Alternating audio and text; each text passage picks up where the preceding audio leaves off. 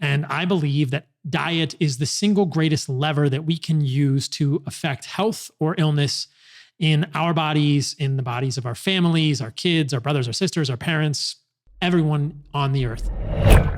On this week's episode of the podcast, I wanted to start the year off high level. What is an animal-based diet? How do you do this? What is animal-based diet 101? In this podcast, I'm going to walk you through this step by step. I'm going to give you 4 steps for things to remove from your diet and 4 steps for things to add to your diet to really make your diet an animal-based diet, which I believe is the optimal starting point for humans. If you've listened to my podcast before, a lot of the concepts in this one are going to be familiar, but I always try to put in new pieces of information. In this one specifically, I talk about high-fructose corn syrup, differences in sugars, and artificial sweeteners, something I haven't talked about on the podcast in the past, but some new data that I came across is very compelling. So I think you guys will enjoy this one. Hope your year is starting off well.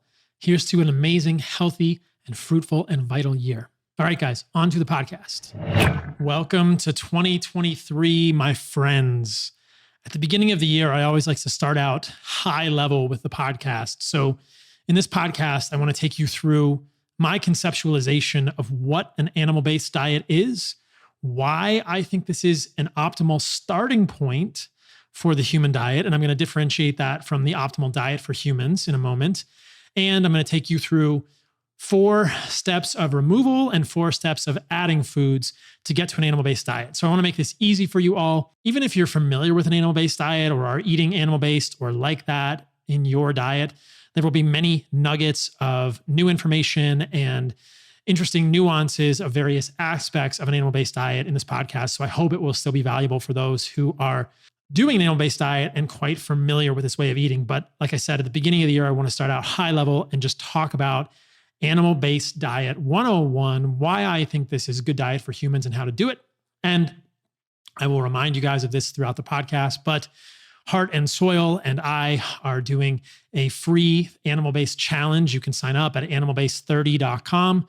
It's called Animal Based 30 in the month of January. So it's going on now. If you're interested in eating this way and you're using this podcast as a starting point, the Animal Based 30 will be very helpful for you as well. So check that out, animalbased30.com. There are tons of resources there. So the beginning of this exploration into human diet is personal, professional. I'm a doctor, and I believe that diet is the single greatest lever that we can use to affect health or illness in our bodies, in the bodies of our families, our kids, our brothers, our sisters, our parents, everyone on the earth. A very, very small percentage, less than 1%, probably less than 0.1% of the illness that we observe within Western medicine is related to immutable, that is unchangeable genetic defects, quote unquote. These are genetic, quote, mutations that are unfixable. The majority of what we see, 99.5, 99.7, perhaps even 99.9% of what we see in Western medicine is chronic illness that I think is ameliorated, improved, sometimes completely reversed with dietary changes. So why within Western medicine is the majority of what we learn pharmaceuticals which don't address the root cause, and we really are never challenged as physicians in medical school and residency or healthcare practitioners, nurse practitioners, PAs, even nurses, to think about the root cause of illness. If so much of what we treat as doctors and nurses and nurse practitioners and PAs is malleable with diet, at least half of what we learn in medical school should be about nutrients and dietary strategies and the literature regarding various diets and the literature suggesting mechanisms and having debates about seed oils, pro and con, and having debates about artificial sweeteners. This is what should be happening in medical school. Sadly, none of that happens, which is why I do what I do and why many others who are also doing great work do what they do, because we're trying to educate. So I no longer see patients. I do educational stuff because I've realized that I can affect more lives positively in this way. And this is what I feel called to. This is what I enjoy the most. I found medical school, residency, even my time as a physician assistant before I went to medical school at the University of Arizona, all very constraining and very frustrating because the medical system is not always set up to allow physicians to make these interventions. Yes, there are some great physicians out there who are seeing patients in clinical practice, but that's hard to scale. And so podcasts, free information, Instagram, YouTube, et cetera. I think this is how a lot of people are really, really changing their health for the better. So the overarching question, which has always been interesting for me, is how do we create health in humans with diet? What are we doing now that is harming us? What are we doing too little of that could be increased, that could help us? What are we doing too much of that's harming us, et cetera? And is there one optimal diet for humans that will allow us all to thrive? It will probably come as no surprise to you, perhaps you will be surprised to hear me say this, that I believe there's no one optimal diet for humans. But I do believe there's an optimal diet starting point for humans based on my research, writing a book, writing a cookbook, working with clients, my own personal experience, visiting hunter-gatherers in Africa, looking at anthropology. I think there's an optimal starting point for humans, which is to say that if you are suffering, if you have autoimmune disease, eczema, psoriasis, type 1 diabetes, multiple sclerosis, rheumatoid arthritis, inflammatory bowel conditions. I think a lot of people have autoimmune diseases, don't even know they have them. If you have psychiatric disease, depression, anxiety, bipolar, psychotic disorders, these are also autoimmune and neuroinflammatory, in my opinion. Cardiovascular disease has an immune component and I think could be considered autoimmune. But if you have any of these chronic diseases, obesity, diabetes, thinking about how to optimize your diet and align your diet with your body, I think is the most important thing you can do for your future health. And that will change the quality of your life radically and allow you to do what you want to do in your life. So I can't think of too many things that are more important than focusing on that. So then the question is, if you have those things, this is what I believe and I will recommend to you. I want you to take this with a grain of salt, to think about it, to question what I'm saying, not to accept what I'm saying as dogma, but to make your own decisions. And hopefully this information helps you move to that position.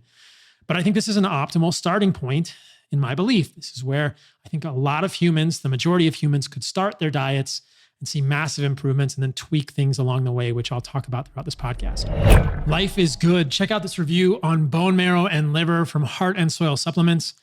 Prior to starting the bone marrow and liver, I was eating the conventional Western diet. I'm overweight with high blood pressure and acid reflux. When I started the bone marrow and liver, I also started no satail eating. It was July of 2022 when I started and included a couple of servings of fruit with each meal. I started with 3 capsules of the organs, walking at least 2 miles every morning, completing CrossFit workouts a few days a week. As of today, December 2nd, I am down 30 pounds and off all prescription medications. Blood pressure is now better than recommended ranges. Fasting glucose is consistently below 90. Looking forward to getting my fasting insulin checked. Prior to starting, it was a little over 8. I have so much energy throughout the day. The changes are amazing, and getting the organs in the bone marrow and liver supplement has made these nutrients in my diet so much easier. Thank you, Heart and Soil.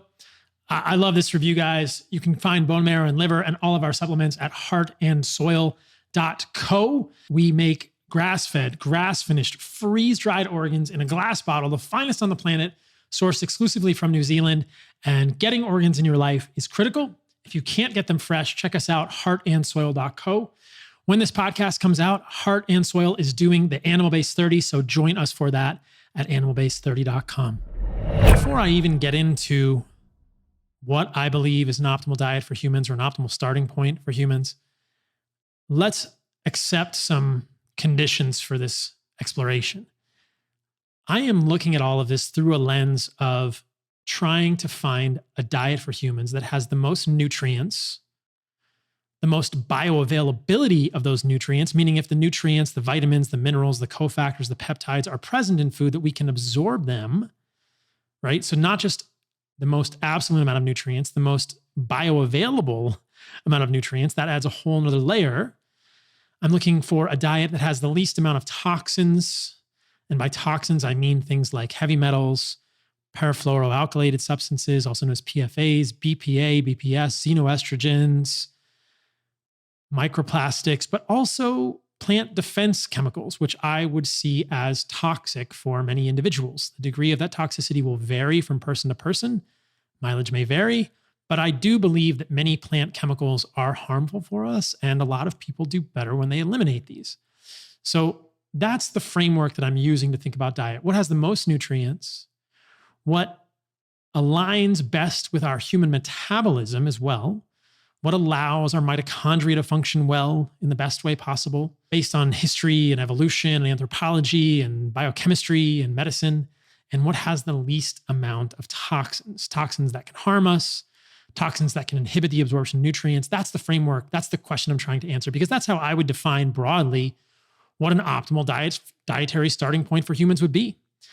And from the outset, I will say that my bias is that our history tells us a lot of these answers. I don't believe we are smart enough to design Soylent Green, which, for those of you who aren't familiar, is I think, historical literature reference that has actually been made into a real drink, just a liquid drink that has everything humans need, and you can just drink it and it's super easy, never have to think about food. I don't think most of us would want that type of experience with food. Some of us might for convenience, but I don't think that exists, because I think that there are even nutrients, vitamins, minerals, cofactors that we're not aware of in the foods that we eat. And by mimicking what humans have done for hundreds of thousands of years as Homo sapiens, or millions of years as pre-Homo sapien hominids, Homo habilis, Homo erectus, I think that we fill in a lot of that nutritional dark matter. Just like within your gut and my gut, 60+% of the microbes, viruses, fungi are uncharacterized. We don't even know what they are. I think a lot of nutrition, hopefully not 60%, but the number could be that high, is nutrients and cofactors and interplay that we're not even aware of. So reductionism within nutrition, I think, is quite dangerous, and we see it repeatedly fail. That's something that I will say is a theme throughout my experience. If we become too reductionist and we try and tweak too hard with tons of vitamins or synthetic substances, the human body doesn't tend to react well to that, because we're missing levels of complexity that we can't even appreciate as humans that are found in whole foods. So I'm going to think about this from a whole foods perspective. And as I said, I'm going to break this down in the easiest way with 4 removal steps. I want to make a step-by-step guide here of how to make your diet the optimal starting point for humans. So 4 removal steps and then 4 addition steps. And I think if you get through those 8 steps, which can be done 4 removal steps first, and then the 4 addition steps, where you can do them in parallel, add something, take something out, add something, take something out. But I wanted to make it step by step so that you guys can understand what I think the most important steps are. The whole podcast is framed from the perspective of an animal-based diet, something that I believe is the optimal starting point for humans. And I'll tell you what that is, and then I will reverse engineer it in some ways and talk about the steps that I've used to get to that point in the podcast. So an animal-based diet is organs and meat, the most nutrient-rich foods for humans that I've ever seen, prized by hunter-gatherers throughout our evolution, clearly prized today. Organs and meat for protein and nutrients, and some animal fats. Dairy, preferably raw dairy, as an animal food that is nutritious for humans and a source of calcium and other unique nutrients. Eggs, animal foods. So the animal foods are there, and then a carbohydrate source for humans from fruit and honey, which I believe to be the least toxic sources of carbohydrates. So an animal-based diet is, succinctly put, organs, meat, fruit, honey, raw dairy. It's kind of just a term that I've coined. Again, I want you to question these things and think for yourself and not just accept this as canon. But that's what I mean when I say an animal-based diet. And like I said, I think that if you look at the literature and you look for the most nutrient-rich foods with the most bioavailable nutrients and the least amount of toxins, both human-created toxins, heavy metals, perfluoroalkylated substances, microplastics, and toxins that occur in foods, plant defense chemicals, things like oxalates or phytic acid or other plant defense chemicals, lectins that can harm us like gluten or other lectins, you end up with something akin to an animal-based diet. I'll talk a little about proportions and macros in this podcast as well, to help you guys break it down and really come to a concrete understanding of how you might construct a diet for yourself that looks like this. So with that said, let's talk about the first 4 removal steps. I think that with human psychology, it may be a mistake to do this. People want to know what they can add rather than what to remove. But I think that the removal steps are critically important to this process. And I think that if you did nothing else but remove these things from your diet, these 4 steps that I'm about to give you, I think your diet would improve and you would feel better. You don't even have to add anything.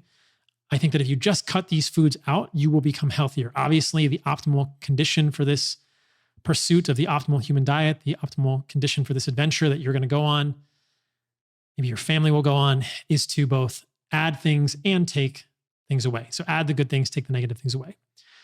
First step, step one, in terms of the 4 removal steps. If you do nothing else, I believe that removing seed oils, surprise, surprise, not to anyone that's listening to my stuff, removing seed oils will improve your health. That's a simple step. Now, to be fair, seed oils are found in a lot of foods, and removing seed oils will mean that a lot of processed foods that you may have enjoyed previously will not be on the menu. But again, removing seed oils, doing that one thing, I believe will result in massive improvements in your health. Seed oils are things like corn, canola, sunflower, safflower, soybean, grapeseed. Anything that comes from a seed is a seed oil. Even palm oil is a seed oil in many ways because it's also refined, bleached, and deodorized. I've done multiple podcasts on the dangers of seed oils. I don't really want to get into the weeds of why seed oils are harmful too much in this podcast, other than to say that they are high in a polyunsaturated omega-6 fatty acid called linoleic acid, which appears to have problems at many levels for humans. Problems in terms of satiety by activating cannabinoid receptors in the human body, making us hungry. Problems at the level of the brain, problems at the level of our cell membranes, problems at the level of mitochondria by populating a component of the mitochondrial membrane known as cardiolipin, problems at the level of the mitochondria by activating cannabinoid receptors and causing some degree of mitochondrial dysfunction. So in my diet, I have purposely constructed it to minimize linoleic acid. And that means that I also do not consume animal foods that are particularly high in linoleic acid. I'll get to that in a little bit. And I do not consume oils like avocado or olive, which are not technically seed oils, but they do have more linoleic acid than the animal fats that I prefer. So animal fats, tallow, butter, ghee, these kind of things, 2 to 3% linoleic acid. Chickens raised in the wild, 4 to 5% linoleic acid in their fat. Pigs raised in the wild, 4 to 5% linoleic acid in their fat. Seed oils start around 20 to 25% for canola, going up to 65% for things like sunflower or grapeseed. And below seed oils are things like avocado and olive, which can have anywhere from 8 to 25% linoleic acid. So I don't see a reason, if I have animal fat available, to use plant fats that have more linoleic acid in them. I'm not putting dressings on my salad. I don't think that's a good thing to do. I don't cook in oil. And as I've just talked about in Instagram on Reels, if I do cook in oil, I'm cooking in tallow, butter, or ghee, low linoleic acid oils that are much more stable. I would never cook in olive oil or avocado because they have much more linoleic acid, 2, 3, 4, 5x than animal fats. And that is going to oxidize. It's very fragile when you heat it. We know that. One of the worst places you'll find seed oils is French fries, which we know have large amounts of a linoleic acid breakdown product called HNE, more specifically 4-HNE. No surprise, potatoes fried in seed oils are some of the least satiating foods, the most hunger-reducing foods on the planet. Potatoes by themselves, actually pretty satiating. Potatoes fried in seed oils, which are going to have HNE, big, big problem. So removing seed oils from your diet is number one. Do nothing else. Take nothing else from this podcast and your health will improve. And I'll just add the personal note that it has been very hard to help my family with this. So I have empathy for many of you who are looking in your pantries and going, at least half of my pantry has seed oils. Go slow, but do it. Get it out of your life, use other oils, and don't eat the foods that have seed oils. Number 2, remove high fructose corn syrup from your diet. This one may be more familiar to most of you, but there's some nuance here that's important to point out. High fructose corn syrup is different than sucrose. It's a completely different product made from a corn syrup that appears to be more fattening, more weight gain inducing in animal models and probably in humans, but certainly in animal models, even relative to sucrose. I'm not a huge fan of table sugar. I don't know why you would eat table sugar when there are better ways to get carbohydrates in a simple form that's going to be easily digestible, like fruit, good freshly squeezed or made fruit juice, and honey or maple syrup. But at a biochemical level, pure sucrose, which is a disaccharide of glucose and fructose, is different than high fructose corn syrup. Now, in terms of the fructose concentrations, Fructose in sucrose would be 50-50 with glucose. In high fructose corn syrup, it's perhaps a little higher, 55-45 fructose to glucose. But that 5% of fructose is probably not the real issue here. It appears to be cornstarch, hidden starches, or hidden sources of calories in the high fructose corn syrup that make it particularly fattening, quote unquote, particularly weight gain inducing. So we've been told for many generations that sucrose, quote unquote, sugar is bad for us. And I think that the more accurate thing I would say is high fructose corn syrup is bad for you and is really bad for you. So don't give your kids high fructose corn syrup.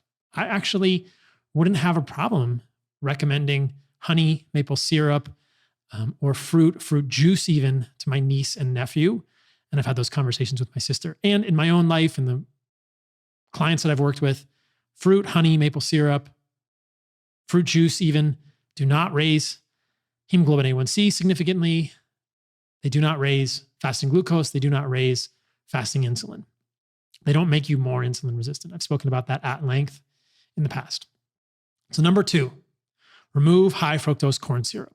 I'm going to do a whole podcast on different types of sugars and artificial sweeteners probably next week. So stay tuned for that. But I did want to share this article. If you're watching on YouTube, high fructose corn syrup prompts considerably more weight gain, researchers find. This is March 22 from Princeton University. I'm looking at a Science Daily report, so it's kind of high level. The summary is researchers demonstrate that all sweeteners are not equal when it comes to weight gain. Rats with access to high fructose corn syrup gain significantly more weight than those with access to table sugar, even when their overall caloric intake was the same. That pretty much says it all. And as I said, I would say that, and this will trigger some keto advocates, that sucrose may not be harmful for humans. At least the literature begins to ask us to make that question in our lives. But why would you do that? I don't eat sucrose or table sugar in my life. I don't see a point to that. If you look at my previous podcast from last year in 2022 with Chronometer, you'll see that maple syrup has manganese and coconut water has magnesium and honey has nitric oxide precursors. And we know that maple syrup has other nutrients and minerals. We also know that molasses or other less processed forms of sugar have nutrients and minerals. So I would rather get manganese and magnesium and other micronutrients in the foods that I'm eating than eat pure sugar for my calories. But it begs an interesting question regarding the biochemistry of all of this. And high fructose corn syrup looks to be particularly bad for a variety of reasons. You can refer to the Georgi Dinkov podcast from the end of 22 if you have questions about that more, and look for next week's podcast where I'll go into that in much more detail. So that is number 2. We have remove seed oils, remove high fructose corn syrup. Right now, you've probably eliminated 80% of the processed food in your cabinets. So we're on a good track. We know that processed food is very harmful for humans. Number 3, this one may surprise you guys. So this is important not to ignore or miss. Remove artificial sweeteners. There's been a lot of back and forth in the nutrition sphere about artificial sweeteners. Yes, they don't have calories, but there's some very interesting research both on the way that artificial sweeteners, things like stevia, sucralose, which is Splenda, aspartame, can interrupt quorum sensing, which is communication between the microbes in your gut. And even more compelling to me is the research from Dana Small at Yale University. Hopefully I'll get her on the podcast soon. But I'm going to show an article from her group from 2020. And what happened in this article was that Splenda was added to a drink with dextrose. So sucralose, a non-caloric sweetener, was added to a drink with dextrose, which is an oligosaccharide of glucose, so pure glucose. So there's no fructose in this drink. And what you have then when humans consume this drink, you have a mismatch between presented nutrients and sweetness. And what happened in both adult humans and especially in adolescent humans was that when carbohydrates were presented with artificial sweeteners, specifically sucralose in this case, people became insulin resistant really fast. There were metabolic derangements. I've never heard anyone talk about this in the health space, and hat tip to my friend Andrew Huberman, who turned me on to this research. But Andrew hasn't spoken about it yet on his podcast. I'm sure he will. But so many of the advocates for artificial sweeteners, I've never heard them address this. I don't think they're aware of this. Now, To be complete in my recount of this study's findings, and I'll show you the reference in a moment if you're watching on YouTube, when pure sucralose was given in a drink, there was no negative effect. But how often do humans only drink something with sucralose or only eat something with sucralose that has no other carbohydrates naturally occurring? Or how often do we eat something with sucralose or drink something with sucralose with other foods? So there is a possibility you would not escape the way that sucralose and other artificial sweeteners will affect the communication between your gut microbes. But there's a possibility that you could have a Diet Coke in the middle of the day with nothing else, no calories, no carbohydrates, and that may not be as harmful to your metabolism as drinking a Diet Coke with whatever you want to eat, a piece of toast, a piece of fruit, a hamburger, anything with carbohydrates in it with that sucralose containing beverage or food is going to mess up your body's connections between sweetness and presented calories, and that leads to insulin resistance in humans. It also does it in animal studies, but this is in humans, guys. So the other thing to note is that there are over 3,000 foods, probably close to 4,000 foods at this point, that have sucralose in them and added calories in the form of sugar. Why would they do that? Well, sucralose is sweet. So sucralose is also cheaper than sugar. So manufacturers can make something sweeter and say that it has less sugar and they can cut costs, but you're absolutely messing up the metabolism. I'm thinking about a lot of drinks. I believe Logan Paul's drink Prime has an artificial sweetener and sugar in it. And a lot of these drinks are doing this now, saying they have less sugar, but they're giving you sugar, they're giving you carbohydrates, and they're giving you an artificial sweetener. That is very bad. And in fact, I think they would be better off from a metabolic perspective, either doing pure sucralose, which I don't think is the right option, or pure sugar, not high fructose corn syrup. From a metabolic perspective, pure sugar in those drinks would be better than sucralose plus sugar. So these drinks are a metabolic nightmare for humans. And yet we've just begun to understand this in the research, and no one is being held accountable for this. And they're being marketed as lower sugar. This is actually a really, really important finding, something that you should not ignore. So let me show you this article. Title of the paper is Short-Term Consumption of Sucralose with, but not without carbohydrate impairs neural and metabolic sensitivity to sugar in humans. It's from Cell Metabolism 2020. Again, the final author is Dana Small. You can find her YouTube presentation at the Neuron Conference, which talks about this at around minute 36. So I gave you guys a summary of what happened in this. If you really want to go read the paper, you can see it. But this is a metabolic nightmare for humans, and no one should ignore this. And no one who is saying that artificial sweeteners are benign should be allowed to say that without explaining this finding and explaining how this is somehow benign for humans. I think this is horrible for humans. So step 3, remove artificial sweeteners. Do not mess with this stuff, guys. And yes, this means stevia. And yes, this means monk fruit. Until we have data to show those are any different, you are mismatching a sweet taste with a caloric presentation. And I believe that is going to cause metabolic derangement in humans. So I've always been suspicious of monk fruit and stevia for a variety of reasons, but I don't think monk fruit is good for humans. And I think that this could be causing a divergence and a derangement in insulin sensitivity if you are eating those foods with presented other carbohydrates. And there's good data to suggest this, at least with sucralose. We need to do these studies with stevia, aspartame, and monk fruit as well to prove that those are not doing the same thing. We definitely know this with Splenda, which is sucralose. Again, 3,000 foods out there have sucralose and presented calories, like all these drinks and things like this, which are totally messing up our metabolism as humans. Step number 4. Remove vegetables. This is obviously the most controversial one, but I think it's important. Now, let me describe what vegetables are. These are the non-fruit parts of plants. This is technical definition. Avocado is a fruit, guys. Avocado is not a vegetable. Squash is a fruit, not a vegetable. Okay? Leaves and stems and seeds of plants are vegetables. Roots are technically vegetables as well. Removing leaves and stems and seeds from your diet, I believe, will improve your health, especially seeds. Now, seeds are seeds, nuts, grains, and beans.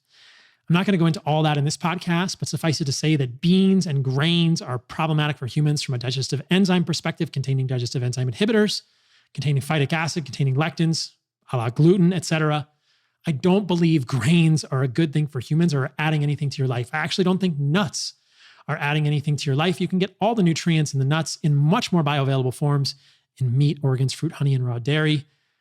Refer to the podcast I did last year on Chronometer, where I show you my diet. There is nothing missing on Chronometer from an animal-based diet in terms of any nutrients, not thiamine, not magnesium, not manganese, whatever people think is missing from this type of diet. I've shown it on Chronometer that it's adequate. So I think nuts and seeds are messing with your digestion. I think grains and beans are definitely messing with your digestion. I think that leaves are highly defended and have problematic compounds in them that are not good for you. I did a short YouTube video, sauna versus broccoli, last year, where I talked about why I don't believe leafy greens or vegetables have any real substantiated hormetic benefits in humans. I think that any benefits of those are outweighed by their negatives, and those hormetic, quote unquote, benefits of vegetables are redundant when you're doing other things in your life, like, I don't know, walking in the sunlight, doing even moderate amounts of exercise, weightlifting, things like this, sauna, heat, cold. Those are our hormetics, and they activate the same systems, the NRF2 system, to optimize glutathione that vegetables may, but they come without the other harmful, damaging compounds in vegetables. This has probably been the hardest thing to explain to people clearly, which I take responsibility for. I guess I've not done a good job of explaining it, but it seems to be a difficult thing for people to wrap their heads around. So I will keep trying to explain it and think about it in a way that makes more sense or that holds up to continued scrutiny. So number 4 is remove vegetables, that is leaves, stems, and seeds. Seeds being seeds, nuts, grains, and beans from your diet. And steps 1, 2, and 3 will remove seed oils, remove high fructose corn syrup, and remove artificial sweeteners. So we've done the 4 removal steps. We can get to the 4 addition steps now. I just wanted to break it down this way. I'm not trying to make this onerous. I'm just trying to make it very clear for you guys so you can do these things. And Animal-Based 30 has started at Heart and Soil. We have a whole team there. Health Success Guides. It's a free challenge, Animal-Based 30, to sign up if you want to walk through these steps with some people guiding you, or be part of a community on Facebook or online where people are talking about what works and what doesn't. Step number 1 for addition: add organs to your diet. The Hadza eat the organs first. So many animals that eat other animals eat the organs first. Organs are nutritious in unique ways. Let's just start with liver. A half ounce of liver a day, 3.5 ounces of liver a week is great, perhaps ideal. You don't need much more than that.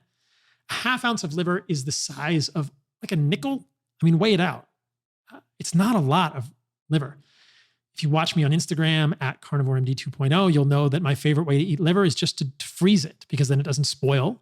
And I cut it up into small pieces, and I eat a little nickel-sized piece every day of liver. I'm not eating a pound of liver. I'm not eating 3 ounces of liver at every meal. I'm just eating a half ounce of liver every day. And if you look at Chronometer, you'll see adding half an ounce of liver, either fresh or desiccated, like we make at Heart and Soil, will significantly improve the nutrients in your diet. You'll get things like copper, which are hard to get, bioavailable vitamin A, biotin, folate, riboflavin. The list is long. Liver also contains unique peptides, hepcidin, hepatocyte growth factor, things that we're just beginning to understand how beneficial they are for humans. Liver also contains ergothioneine, appears to be associated with longevity or decreased cognitive decline with aging, but ergothioneine looks beneficial, and it's in liver. So liver is a good place to start. I also really like heart. Liver and heart are my 2 favorite organs, and I think they are the place to start. I eat much more heart than I do liver. I've been eating actually more heart recently, 6-7 ounces a day. In fact, one of my meals is exclusively heart now. I'm always experimenting with this. I'll have one meal that's ground beef and one meal that's heart. And I appreciate heart because it's high in taurine, a valuable amino acid that's hard to get otherwise. Anserine, coenzyme Q10 is richest in heart. Heart also contains testosterone, and heart is a good source of riboflavin. I happen to have an MTHFR polymorphism, which means that I need more riboflavin in my diet to keep my homocysteine at a level that I think is ideal. And I think heart is the best source of that. So a little bit of liver, 5-7 ounces of heart a day seems to be ideal for me. Other organs that I will eat: stomach, intestines. These are much harder to eat fresh unless you're used to them. I've eaten brains. I don't get that very often. I'll eat testicles. But this is where I think the desiccated organs, like we make it hard in soil, become very valuable. Those other organs certainly have unique value that I've spoken about in the past, whether it's kidney for DAO and histamine intolerance, or thymus for immune support, or gut support through eating stomach and intestines, which probably have unique peptides. We know the stomach contains BPC 157. There are unique compounds in brain, phosphatidylserine, probably unique fatty acids that help people with mood issues that have been shown to improve cognitive decline in the elderly in controlled trials in humans with desiccated cow brain, which is what we have in mood, memory, and brain from hardened soil. So I prefer that you get all your organs fresh, but if you can't, there are other options like I mentioned here. So get organs in your diet is step one. Step two is probably eating more meat, but getting enough high quality meat in your diet is step two. Now, how much meat should you eat? We're getting into the macros now. Macros are protein, carbohydrates, and fat. At carnivoremd.com, there's a free calculator based on your body weight and your activity level to give you a sense of what macros I would recommend. High level, for women, I would say 0.9 grams of protein per day per pound of body weight, or goal body weight. For men, it's about 1 gram per pound of body weight. So I'm 165 grams. And interestingly, through intuitive meanderings, I've ended up right around there from protein throughout the day. One adjustment that I've made recently is a little bit less animal muscle meat, a little more of the organs, and more protein from things like raw whole milk and raw cheese. Thinking about a calcium phosphorus balance with the dairy and the meat as well. And you can hear a little bit about that on the podcast with Georgie Dinkov. I'll have to do more in the future. We're probably going to get Georgie back on the podcast.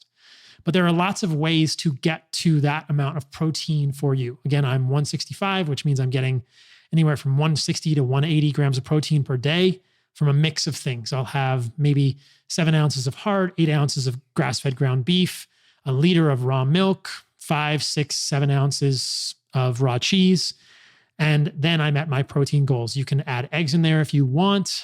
Eggs are 6 grams of protein per egg. So you can adjust. If you tolerate dairy, having that in there, I think is going to be great. If you don't tolerate dairy, start slow, try it fermented, try yogurts, try kefirs, or use a lactase pill, the enzyme that degrades lactose. I think raw milk is better for a variety of reasons. I've spoken about the fact that kids in multiple studies who grow up eating raw milk, both on and off farms, have lower rates of asthma, allergies, and eczema. There seems to be something protective about the raw milk, and the subsequent research that I've seen suggests that it has to do with the whey protein rather than specific probiotics in the raw milk. And the whey protein gets denatured when you heat the milk. There's something protective about a whey protein in milk. It's really interesting, I think. I've spoken about that on my social media as well. So get enough protein is step two from a variety of those sources. Again, carnivoremd.com for a clear animal-based calculator, which wraps into or segues into point three, which is get the proper amount of carbohydrates in your diet. I do believe that humans do best when they have carbohydrates in the diet. If you limit your carbohydrates too much, we know that cortisol to cortisone ratio goes up, meaning you get more cortisol, less cortisone, which leads to stress effects, which leads to all sorts of problems in the human body.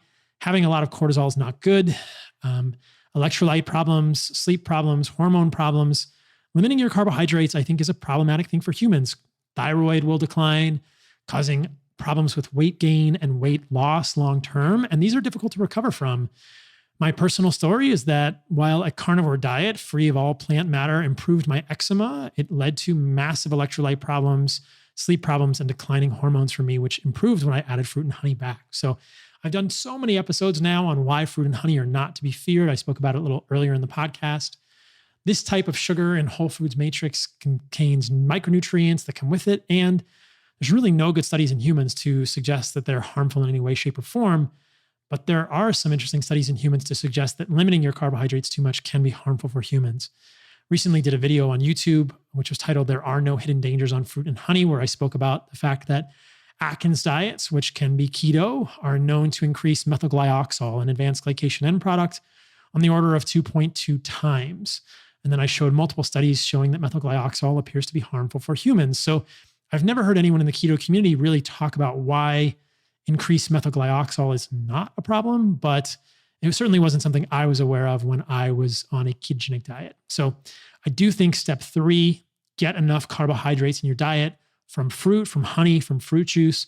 One of the things I've been really enjoying recently is fresh squeezed orange juice. It's delicious and it's a good source of vitamin C, other micronutrients, and carbohydrates. Again, there's an animal-based calculator. I keep referring to this because I think that knowing what a starting point is for your macros, that is fat, carbohydrates, and protein, will be very helpful for you as you create this diet. There also are health success guides at Heart and Soil, animalbase30.com to help you with all this along your journey. So for me, I'm 165 pounds and I'm very active, which means that in my mind, I exercise for more than 12 hours a week because I surf for more than 2 hours every single day. So I think a lot of people don't need as many carbohydrates as I do, but I eat a lot per day. I eat 250 to 300 grams of carbohydrates. My fasting insulin remains 3 or lower. My fasting glucose remains around 85, et cetera. I'm very insulin sensitive with this amount of carbohydrates. Carbohydrates don't cause insulin resistance. And in the podcast next week, you'll hear me talk about the fact that if you give honey to a diabetic, that's crazy. You can't do that. Their insulin sensitivity improves. Their hemoglobin A1C goes up because the blood sugar is going to go up, but their fasting insulin and fasting glucose go down. I don't think diabetics need to be eating tons of honey, but really the problems with diabetes are related to hyperinsulinemia and insulin resistance ultimately. Having really high glucose is not a good thing. We don't want to get into the hugely high glucose ranges, but a little bump in hemoglobin A1C is not the end of the world, guys, especially if you're more insulin sensitive. The confusion here is that often within Western medicine, your A1C goes up, you become less insulin sensitive. Your fasting insulin is going to go up as well. But if those are divergent, we have something interesting going on. So if you have diabetes, if you have obesity, I think some moderate amount of carbohydrates may be good for you.